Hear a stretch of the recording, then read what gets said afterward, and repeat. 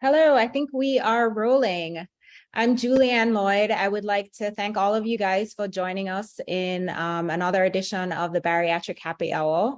We're very excited to welcome with us tonight Dr. Hassan, Monique Hassan. She's one of our rising stars in the field. Dr. Hassan, hello. She's a Hi. bariatric surgeon and assistant professor in surgery in the department of the Baylor College of Medicine. Dr. Hassan completed her undergraduate degree at Northwestern University, and then she went on to do a master's degree at Drexel.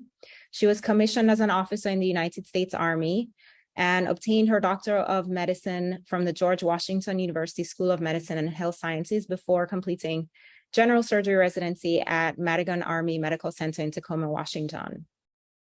Dr. Hassan then went on to complete her fellowship in minimally invasive and bariatric surgery at Cleveland Clinic before joining the faculty at Baylor Scott & White in Temple, Texas. There, she's focusing on the treatment and management of obesity. Her patients speak very highly of her. We in the field know that she's, one of, as I mentioned before, a rising star, and we are very, very excited to hear from her today as she's going to talk to us about the use of ICG in bariatric surgery. Dr. Hassan, the floor is yours. Thank you so much for that, Dr. Lloyd. I don't know about rising star, but I'm doing what I'm doing. You're already risen? So I have a few slides that I can share. The topic for tonight was indocyanine green use in bariatric surgery. And as you mentioned, I am primarily focused on obesity, and I actually have one disclosure, and that is that I am a proctor and speaker for Intuitive Surgical. I am 100% robotic surgeon, and so I tend to use IC Green a fair amount, and I'll go over some videos and things that I use it for. But IC Green is great because it is a fluorescent dye. It actually has its risk profile is pretty impressive. It's got like a less than 1% chance of any kind of reaction. It is iodine based, but it's cleared exclusively through the liver, and it has a pretty quick half-life. It does rapidly bound to plasma proteins, and it gets excited and fluoresces, and using a special either fluorescent technology, you can see that that dye reflected back to you. There's no significant extrahepatic or enterohepatic circulation of IC Green, and it's secreted entirely in bile. The interesting thing about IC Green is that it actually initially started for use was actually in ophthalmology, and then it's really kind of taken off in use in different medical fields such as ours in bariatrics. So how do you use it? There's really two ways in bariatric surgery that we tend to use it.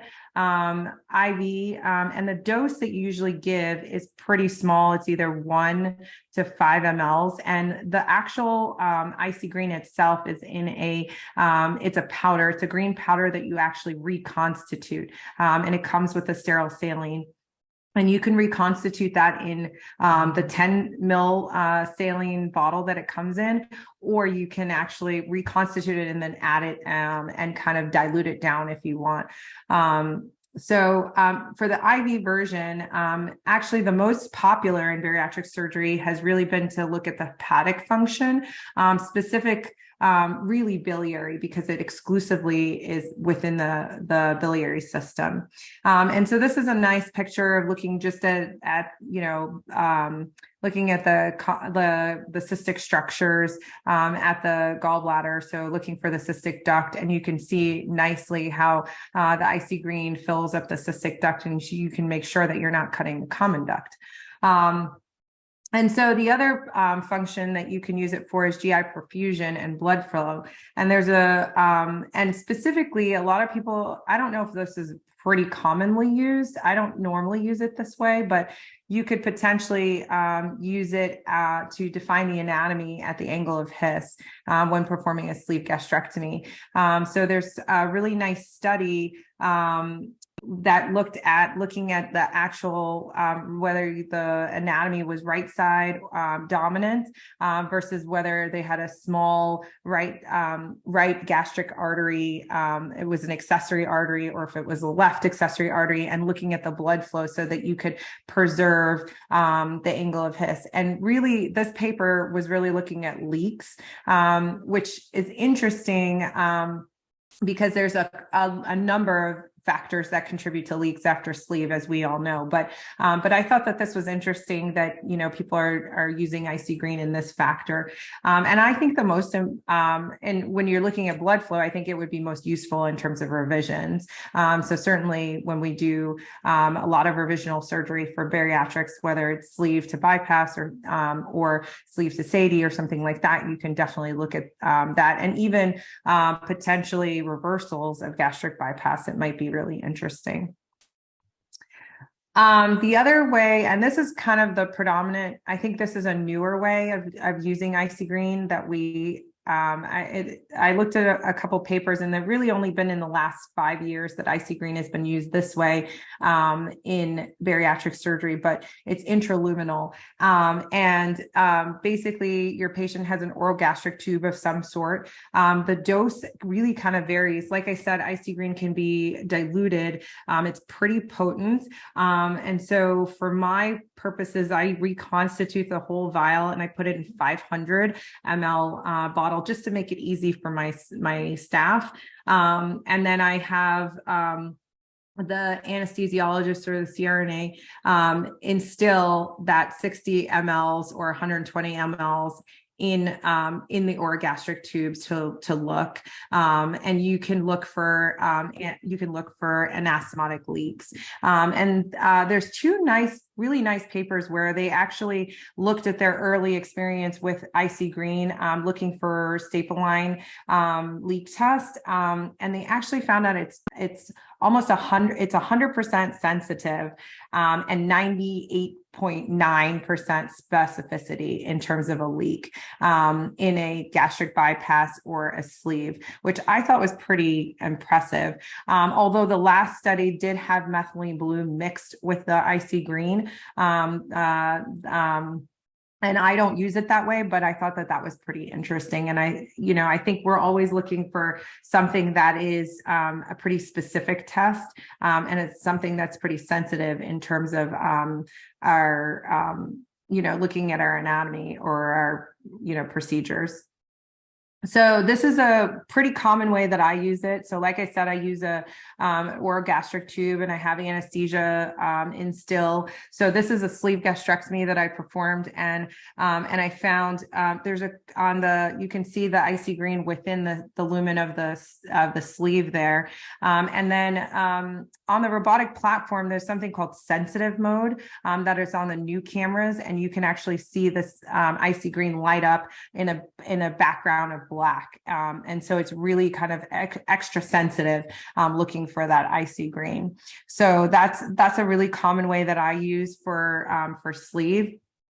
And then I also do the same thing for my gastric bypass.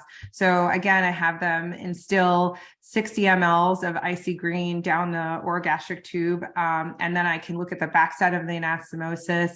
And then I can look on sensitive mode. As you saw in that video, there's like a little thing at the top where you're like, oh, is that really IC green or is it not? And then you can look on sensitive mode to see if it's spilling out to help confirm. This is a SADI that I did. And again, same thing, same concept. So occluding both limbs and looking at the IC green just to see if it's, if it's coming out of the anastomosis. I actually put a Raytech behind the anastomosis to see if there's any IC green on the Raytech coming out of that. I have used it for revisions in terms of perfusion. So this is a patient that I was doing a revision of a GJ anastomosis, and really things were really kind of stuck down. So I was looking at the liver. I used it to identify the liver from the gastric tissue, and just seeing, just to find the planes sometimes is really nice to have IC Green. And then looking at the perfusion of my actual tissue before I were to transect the stomach and make sure that the anastomosis that I was going to put there was going to be viable. And then obviously we all like to see negative tests, but I've had a couple positives with IC Green. I don't know if this is clinically significant, but because it's so highly sensitive, I thought that this might be nice to show you some positive tests. So you can see here, this whole sleeve staple line right here just lit up with IC Green. Now, there was no IC Green on the background tissues, but who knows? I don't know. So, it'll help me to sleep better at night just by oversewing that.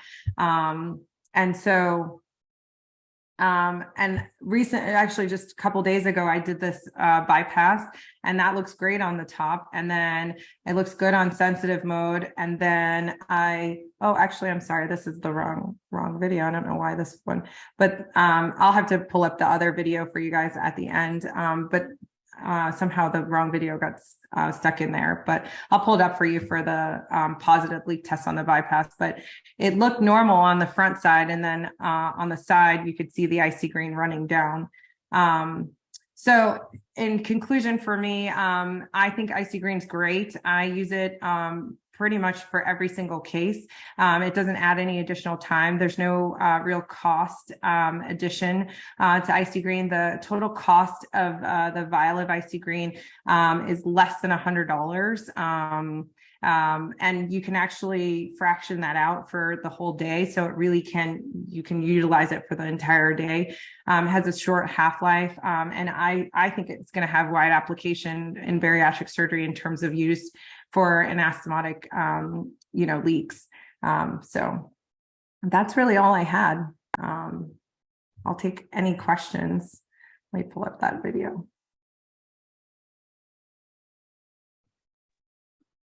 Awesome. Thank you for going through that, Dr. Hassan. So I do have a couple of questions, but there's already one in the Q&A. And at this point, I would like to remind all of our attendees that we have a chat function, and we also have the Q&A. It's probably easier if you guys type your questions into the Q&A, but we'll go through and answer them in sequence. So the first one is from Dr. Berthel, asking, how many times have you seen IC Green extravasate in a sleeve in real time? So I have been using it for about a year and a half to 2 years, and I've had 2 clinically positive leak tests. And the one I showed you was, that's questionable, but then I definitely had one where let me pull up that video. Yeah, let me pull up that video. Here it is. Can you guys see that okay? Yeah. Okay, so you can see on this one, this is a gastric bypass, but I mean, that's clearly positive. There's IC Green rolling back onto the corner of, and filling up, the left upper quadrant. So that's, I mean, if that's not positive, I don't know what is. So, and I've seen the exact same thing. And that was high on the sleeve, that I saw positive, leak tests. It's not common, right? I think that, I think that our technology is really good, staples, hand sewing. We're skilled laparoscopic robotic surgeons. So I think that, and you look at the bariatric literature, the leak rate is pretty small, right? It's less than 2%. So in real time, you probably are not going to see very many, but knock on wood, I've had, very low complication rates, less than 1% complication rates. And I do complex revisions, I do SADE, I do DS, I do sleeve and bypass. So yeah. It sounds like it doesn't happen very often when you see it. So I'm assuming it doesn't change your management much either. If it's clinically positive, then yeah, I mean, I do oversew. I mean, I definitely will do something, right? So I'll oversew. I am not aggressive with leaving drains. I don't think I think I've probably put in a drain probably once in the past 2 years from a, or in the last 3 years, probably. But yeah, I'm not somebody who oversews the staple line on my sleeve. So in that situation, I did oversew that portion. So it did change my management. And you know, we here in Texas, as you know, we send a lot of patients home the same day. So, you know, that patient, I probably would keep them overnight just to make sure that they did okay. And then you just showed us with the bypass. So at what stage are you doing this leak test? Is it after you do your second row, the anterior suture line, or are you doing it like, yeah? Yeah, so I do everything in the left upper quadrant. So I do my GJ, close my Petersons. If they have a hiatal hernia, I will have done that. And then I do an omega loop for my gastric bypass. So I divide the small bowel, and then that's when I test it, because I know I'm not going to go back up there. Then I'll be at the JJ, and then I'll be done. So yeah, so that's why I test it then. Okay. Monique, this is Adrian. Dan, I want to congratulate you on a wonderful presentation and some great videos. My question is, do you think that this, in your practice, has this replaced endoscopy, intraoperative endoscopy, or do you do it in addition to intraoperative endoscopy? Yeah, that's a really good question. So actually for me, it's replaced endoscopy. I think I only used I guess we use endoscopy for 2 reasons, right? Twofold. One is to look at the actual anastomosis, look for bleeding. But the second reason is for the leak test. And so for me, I stopped doing endoscopy because of COVID. We said we couldn't do it at that time. And then I just never went back because my leak tests have been great. And I actually had an instance where I did a bypass lap. This was a few years ago, and I could not, it was a clinically positive leak test on endoscopy, but I couldn't find where the leak was. I tried to use methylene blue. I still couldn't find it. And I found, for me, if IC green is positive, it's there. I mean, you can see where it is, you can repeat it. So it's really nice for me. Do you think this is something that is transferable to laparoscopic cases? I know that you are almost 100%, if not 100% robotic now, but for our fellows who are going out into practice and don't have the option of doing robotic surgery, is this something that they can implement into their practice if they're only laparoscopic? Oh yeah. And as you said, I am robotic. But yes, this has wide application for laparoscopy. I think actually the first time I used IC green was actually laparoscopic. There's a technology, and I think it's called SPY or iSpy or something like that. Spyglass, maybe, I don't remember. But you do have to have that equipment in your operating room already set up on the camera in order to be able to switch to that, that infrared, screen, so that you can do that laparoscopically. Okay, let me just check and see if anybody else has posted questions.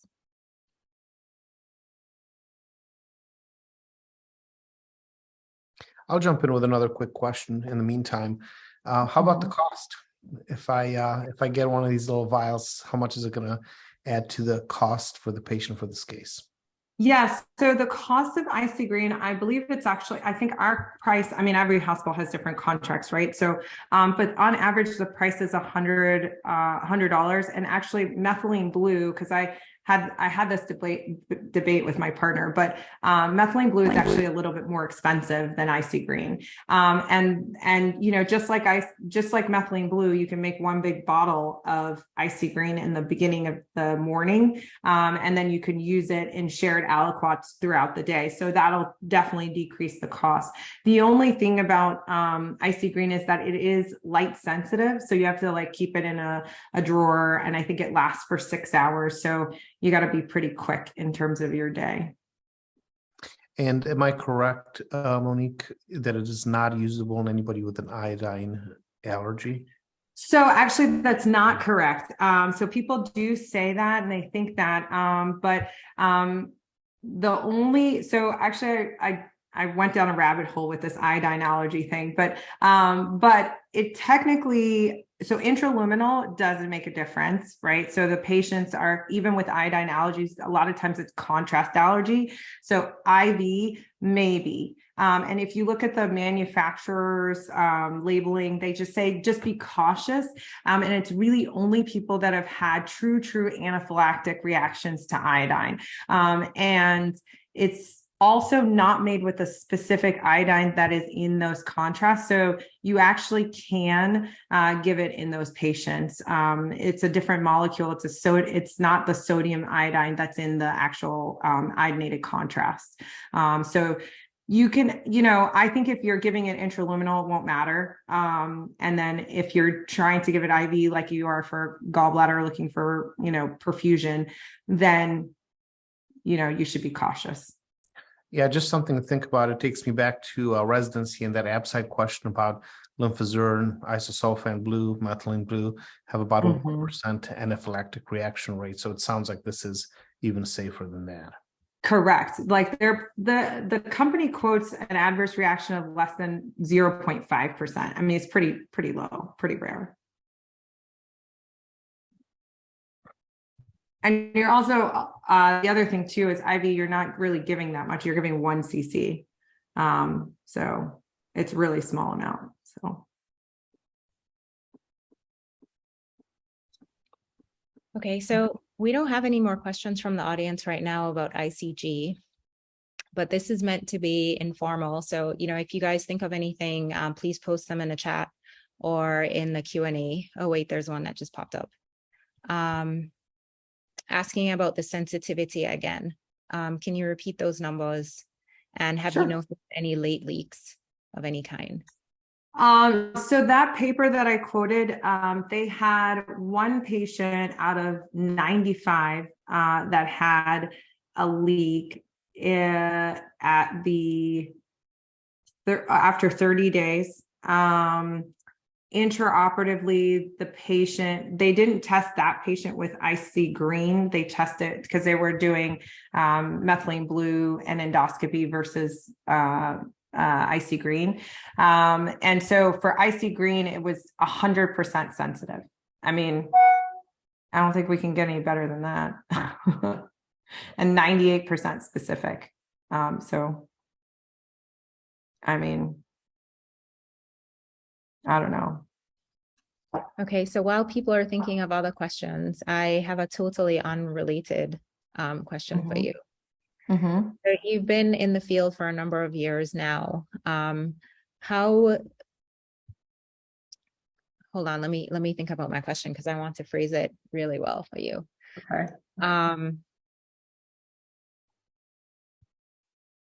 So can you advise the fellows, for people who are going to be graduating soon, if there's something that they're interested in pursuing that maybe they don't have a senior surgeon who's doing it, how would they go about starting it? So for instance, if they thought of doing like implementation of IC green and there was nobody there to help them, like how do you start implementing that into your practice? So that's a really good question. I think for anything, the first thing you have to figure out is why you want to do it. Like, how is that going to, what is this implementation of this thing going to, whether it's IC green, doing endoscopy, robotic surgery, I mean, anything. You have to think about why you want to do it. And then, and I think you also, like Adrian asked about the cost. I mean, cost is certainly, I hate that we have to look at costs because really we just need to be looking at patient outcomes.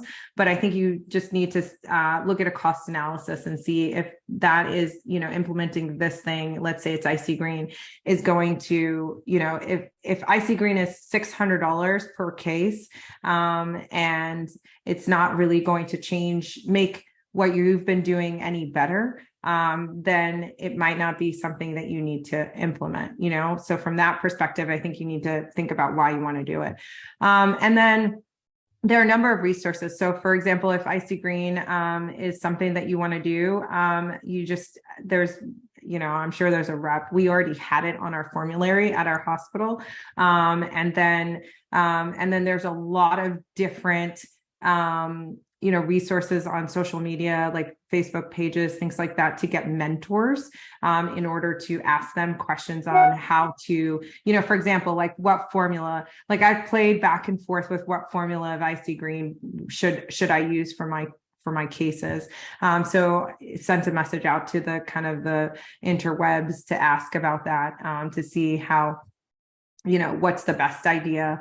And then just do it for a handful of cases. I think that's probably the most, in terms of looking at outcomes and just seeing if it changes your management or if it doesn't change your management, and then go from there. So that's what I would do. Okay, great, thanks. There's another question asking about the timing for ICG, like how long does it take before you can see it in the bowel perfusion versus in the biliary tree anatomy? So that study where they looked at perfusion, they gave it 2 hours before the case, and then they were able to see the perfusions. Very similar to giving it for a gallbladder. For my cases, I can give it right away and just see it in a few seconds. But I have, I've done gallbladders where they've forgotten to give it in the pre-op, and I've given it right when the patient's, going to sleep, and you can still see the anatomy. You can see the liver light up pretty well, pretty quickly. So. You also mentioned its use in revision surgery. How much are you actually using it? And, can you kind of walk through how you implement it then? So for me, again, I primarily use it for an anastomotic leak. So like I did a banded bypass today, and I used it just like I showed you, intraluminal. I have given it in cases where I'm doing where like there's so many adhesions that you just can't tell where the stomach starts and where the liver starts. You can't really define that. I've given it in those cases, and that's the one I showed you. And looking at the pouch, just to make sure that the pouch is actually viable. Sometimes you make your gastrotomy and it doesn't bleed, and you're like, oh, I don't, I'm not sure. So I've given IC Green in that situation, and it does actually light up pretty quick. I mean, people say 2 hours, but I've seen it light up, within 10 to 15 minutes of giving it, and really noticing that the pouch looks viable, and then you're like, okay, at least there's some blood supply to my anastomosis. So I think it's important to know the cost of something, but I want to echo what Dr. Hassan has said, that leaks, reoperations, reinterventions, readmissions are also very, very costly, and it has to be taken into account when you use a medication and what the cost of that medication is. Mm-hmm. Yeah. And I mean, I think that, like you said, I think if you have a track record with, methylene blue, I think you have to do what's safe for you, right? And what you're most comfortable with. But, and so I think if what has been working for you is great, and it's been working, then I don't necessarily say that you have to advocate. I mean, you have to switch to something new and try something new. But I do think that this is an up and coming technology. I think almost all of the laparoscopes, as well as all of the robotic scopes, have the capability to do this near infrared imaging. And so therefore it's available. It's technology that's already readily available. It's not something that you have to buy. So I think it might be worth it to use it. Do you find that since you're not doing endoscopy now, that you've basically replaced it with the ICG use, that you're having any difference in anastomotic bleed rates or like missing stuff at the time, especially for the revision cases, like if you're doing a VBG to bypass? Mm-hmm. I don't think so. I mean, again, like I think I used endoscopy, like you said, for bleeding. And when I look at the anastomosis, I haven't had any, knock on wood. I mean, probably tomorrow I'll have this, but like one of those intraluminal clots where, it came from the anastomosis and you would have seen it probably on endoscopy. I haven't had that happen. I do look at the anastomosis pretty well once I do a linear staple GJ. And so I look at the anastomosis on the inside once it's fashioned. And I'll inspect really well just to make sure that there's nothing down there. There are times where you're like, oh, maybe I should scope. But sometimes it just really, we think it doesn't add very much to our case in terms of time, but it really can add a lot of time to our case, especially if the scope's not set up. I mean, I was actually surprised. I mean, I told everybody, oh, it's only 5 minutes. And then really it was 15 or 20 for every case. So it can make it really hard to get through a long day if you're trying to do endoscopy for every case. So I selectively use endoscopy. Like I'll do it for like a marginal ulcer perforation with a gram patch. I've done IC green for the leak test for that, but then I'll scope just because I want to see how big the ulcer is.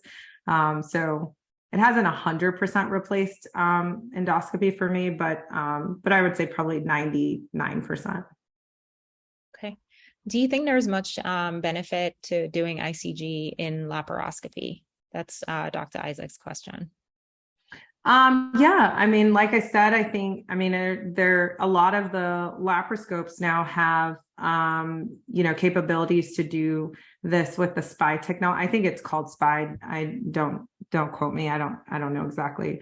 But there is a way to do it with your laparoscope. I think Stryker maybe has set up for this. But again, you have to have the technology, like the right whatever the light box, the correct light box for it. And so I think you have to switch out, or there's a button on the camera that you can actually press. But yeah, I do. I think IC green is pretty sensitive and it's super specific. So why not use it in laparoscopy? I mean, I think maybe I would advocate that we should switch to using it in laparoscopy, and especially if you're using methylene blue. It's cheaper than methylene blue, so why not use that instead if you have the equipment already?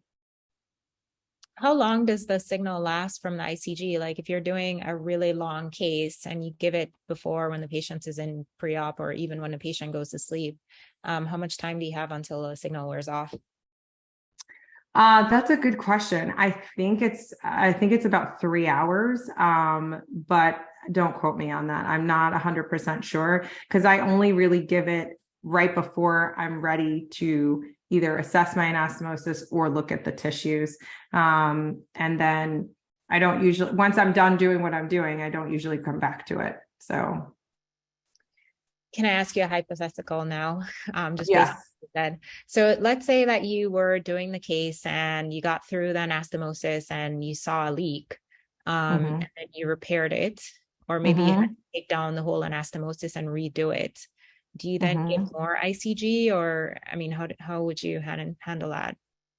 Yeah, so in that case that I showed you the anastomotic leak on the bypass, that's exactly what I did. So I didn't take down the anastomosis, but I oversewed it. And I had anesthesia give another 60 of IC green. And the other thing that's really important is you want to make sure that there's no IC green. So obviously it's there, it ran down, right? So then there was a Raytech up in the left upper quadrant. So I moved that Raytech out of the way to make sure that the tissues that were there weren't, sending that signal, because it's still all stained with IC green. So I mopped up everything and then put a clean Raytech down and then gave more IC green, and then there was no more. And then at the end, so then I went and did my JJ, and then I came back so that I could look again, and the signal's still there. And so and just to look at my anastomosis again to make sure that there was nothing. And there was actually some staining of one of the vessels on the posterior aspect of the pouch. And so I still oversewed that just to make sure. So I didn't see any IC green running down, but again, just to make sure that there was nothing, and the patient did fine. So far. Is the use of ICG billable? Can we charge for that?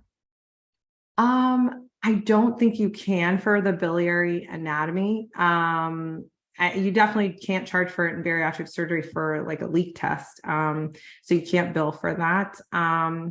There's a lot of discussion about that, because technically if you use it for a gallbladder, then it's technically a cholangiogram. So I don't think so, but I'm not sure, because I don't do that many gallbladders, so I'm not sure. I don't know. It's a good question though.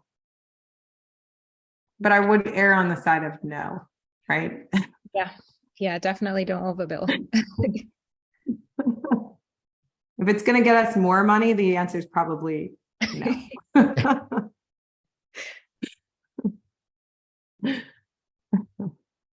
And Monique, a situation where you would have a positive test, you could at the point utilize endoscopy if needed for the second. True. Absolutely. But so like I said, sometimes it takes a long time to get the scope. But this is super repeatable. And I also want to ask, I do both laparoscopy and robotics. I do on different days. It's a different flow. It's a different setup. Do you feel that it makes you more efficient on the robot, where you're at a console and not necessarily able to just scrub out and have anybody scrub out and do an endoscopy right next to you on the patient side? Yeah, absolutely. I think it's great for efficiency. So, I'm on the console, right? So it's not like I have to scrub out and walk over. I am close enough to the patient that I could do that, but you're right. Even when you are standing at the bedside and you say, hey, is a scope set up? I don't know about you guys, but usually everybody says yes. And then you scrub out and then you walk over and there's no buttons on the scope, or the air isn't working, the light's not on, or something's not working. So it takes you a few minutes to troubleshoot all of that. So I think that makes you less efficient. And I think that IC green or even using methylene blue just makes the case go quicker. It takes 2 seconds to instill that and then look at your anastomosis, and it's like, okay, now moving on. So my times for my gastric bypass are much faster. I do, equate that partly to not scoping, but I also think that's probably because I changed my technique from completely hand sewn to linear stapler, which is probably a whole nother discussion. But I think that part is overall, it's much faster for checking my anastomosis. And you have the anesthesia staff reintroduce an OG tube? No, I actually do. I use the 40 French Visage tube.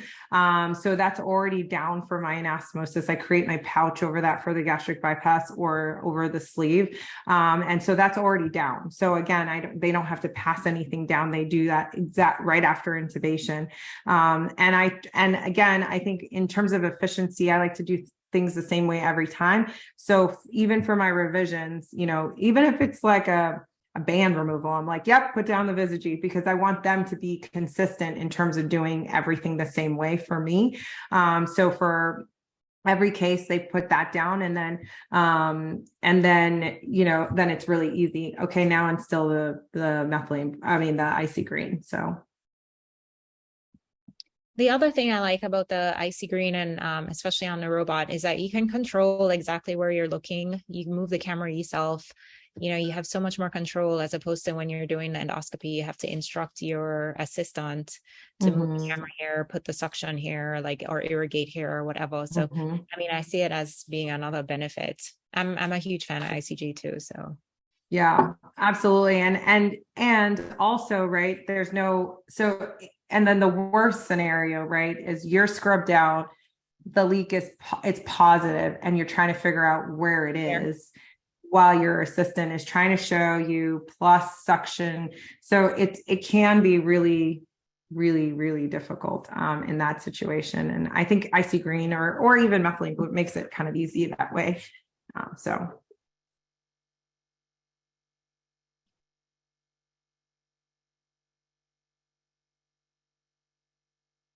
Okay. So I don't see any more questions from the audience, which means I might start asking you some more stuff. Fire away. What did you find was like one of the most difficult things when you started practice in terms of like challenges that you encountered, and how did you get over it?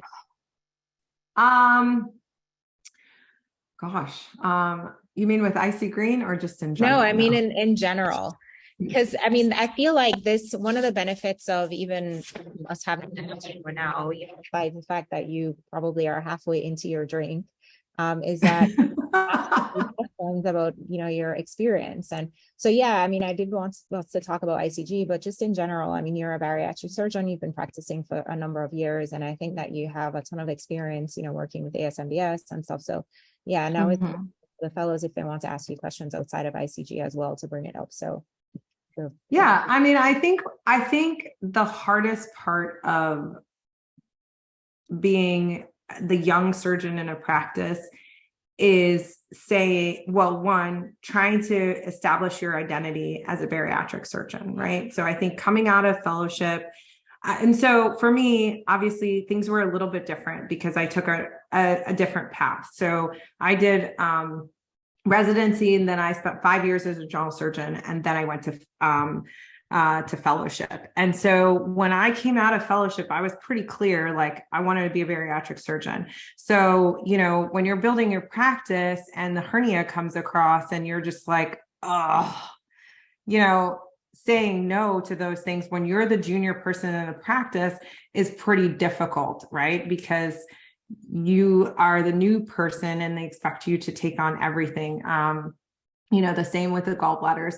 And so for me, I think that that's really difficult, is truly trying to identify yourself as a bariatric surgeon and not taking on everything, because then you're a general surgeon and not a bariatric surgeon. And so I think the way that I got over that was really trying to talk to my partner and saying, listen, this is all I want to do. I went to fellowship and I went to a bariatric fellowship. Like, this is all I want to do. So I will do gallbladders on bariatric patients, but I will not do gallbladders on non-bariatric patients, or specifically post-bariatric surgery patients, right? So really trying to establish your niche and really trying to bring something different to your practice, I think, is what's important.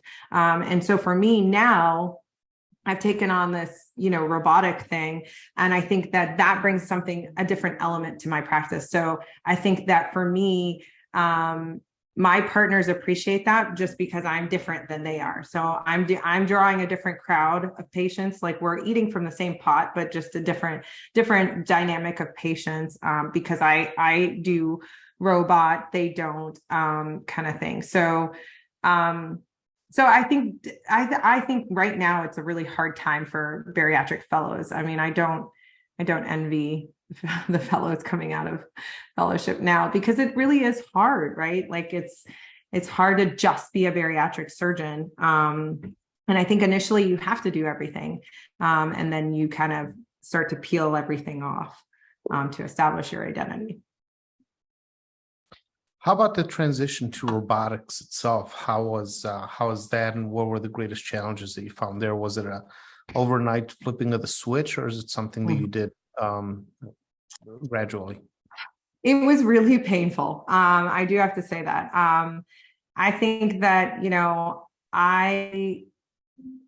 I thought of myself as a great laparoscopist, and then transitioning to robot was kind of painful. I mean, it's hard, right? Like, you're learning something new, not necessarily the operation, but you're learning new technology. And so for me, I I did flip a switch. I said, okay, I'm going to do 25 cases, 100% robot, and I'm struggle. And if it sucks, I'm not going to do it. And luckily for me, the 25 cases went okay. I mean, they took a long time, but it went okay. But then, and my patients started doing, they did well, but I think a lot of it coincided with COVID, right? So we started sending home patients the same day. And I think for me, I was a little bit more comfortable.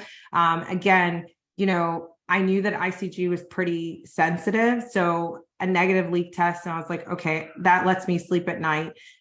It's a little bit better than my endoscopy test. It's better than my methylene blue test. And so therefore, okay, sure, I'll send my patient home same day. Now, complex revisions, I don't send home same day, but they stay overnight.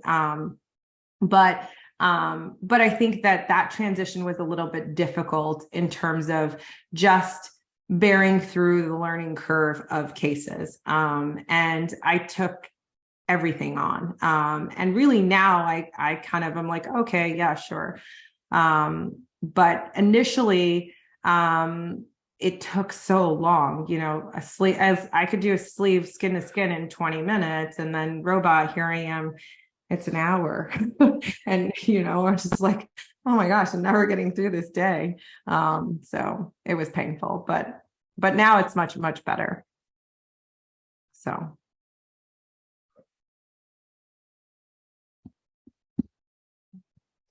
I just thought of something and then it slipped out of my mind. For the fellows who are starting up their practice, like what kinds of things did you find were helpful to bring patients in? So I think the key for us in bariatric surgery is social media. Like, I'm a huge fan of social media, and I think that getting your so social media, I think, is super important, but also I think that having good outcomes is important, right? So if you have a reputation of having good outcomes, patients talk on social media groups about you. I had Dr. Lloyd. She was amazing. She was super nice to me. Haven't had a complication. Oh yeah, I also had Dr. Lloyd. And then it just becomes like this, wildfire. So I think that is a really big way of starting stuff up in your practice. So, and a lot of times I think that big hospital systems forget about that. I think that bariatric patients are the most educated patients in terms of they come in wanting, I want a sleeve. I've researched it. I've done this. I've talked to my cousin who had one. My other friend had one at work, all of that kind of stuff. And they know that that's what they want. And they come in stating that that's what they want because they've also looked on, this X Facebook group. So I think social media for us, if the moment you start your practice, I think you need to establish yourself on the socials, not necessarily Twitter, but I think Facebook and Instagram are definitely, and there's like TikTok, but I barely do that.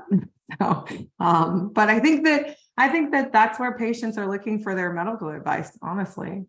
So, and if you're on there, I'm really curious now. I have to go look up your TikTok and see what you've posted. Oh my gosh, my TikTok is awful. So there's another question from the audience in follow-up to your transition to robot. How do your operating times lab versus robotic, and do patients have the same length of stay? So all my robot cases, so I guess we should qualify this. This is not really because of the robot, but we changed our protocol when I switched from lap to robot in general, just because of COVID. And our patients were going home same day because we didn't have beds. And they told us we couldn't operate if we had inpatients. And so we sent everybody home same day. And then now that we've slowed down with COVID and we have beds, we've still maintained sending everybody home same day. So my lap times or lap discharges, patients would stay one night overnight and then go home the next day. Now robot, since I'm 100% robot, they all go home the same day except for minus the revisions. Op times, so my sleeve op times are I would say they're probably a little bit longer. They're definitely a little bit longer than my robot. I mean, yeah, my robot times are a little bit longer than my lap times, but I think that that's also because I let the residents do more on the robot, because I think we have dual consults, so it's easier to have them do stuff. So my robot times are definitely longer. My bypass times are much shorter. So my lap bypass times were 3.5 hours, and now it's probably down to about an hour and a half. Primary bypass, no hiatal hernia. So, and again, that's with, residents sewing a little bit and, doing parts of the case. So yeah, and I think that's really also because of linear stapler, again, I think it's a number of factors. It's not just the robot. I think it's just being more efficient in terms of my technique. So linear stapler, GJ, Omega loop, IC green, I used to scrub out and scope, all those things used to happen lap, but they don't anymore. And then with the robot, you're also working in one quadrant. So everything happens kind of in the same space. You're not moving the patient and stuff. Correct. Awesome. All right. We're kind of getting close to the end of time, but there is one question from the audience. I'm wondering if you have a host to give Dr. Morales the mic. Are you there, James?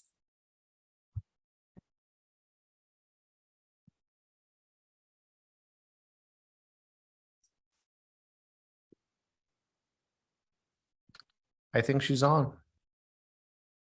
On mute though. Yeah, you're muted.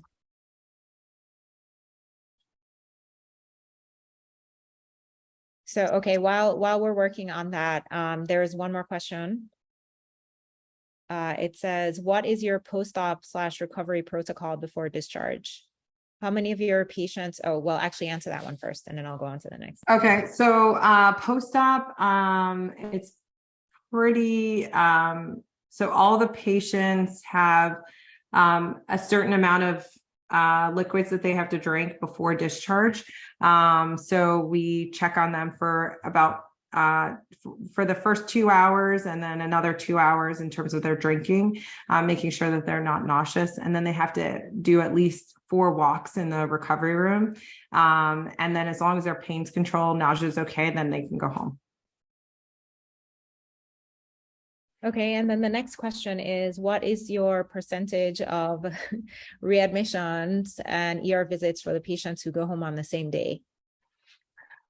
It's actually pretty low. It's less than 3%. We just ran our numbers. So it's about, so it's less than 3%. And I would assume you mean like before the 2-week follow-up, right? So yeah. So we don't have a high amount. We also do have our patients, our nursing staff call our patients on post-op day 1 to make sure that they're doing okay. And then all patients are told that they need a heart rate monitor, which everybody has with their, if they have an Apple Watch, they have that, and then a way to check their blood pressure. So they have that at home so they can give us their vitals, and then we call them also at post-op day 3 to assure that they're also doing well. Same with vitals. Dr. Morales, are you there? Are you able to unmute?